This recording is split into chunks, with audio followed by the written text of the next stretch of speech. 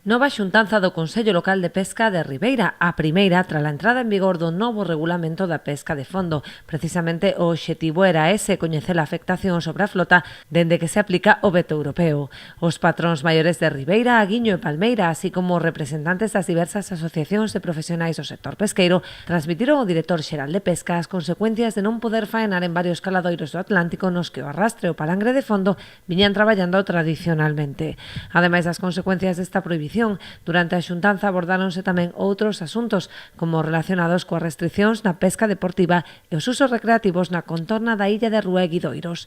O Concello presentará alegacións ao proxecto, que actualmente está en trámite de audiencia, posto que proíbe o exercicio da pesca recreativa nunha superficie de case 11 km cadrados na Ría da Arousa e limita por completo o acceso á illa de Rúa.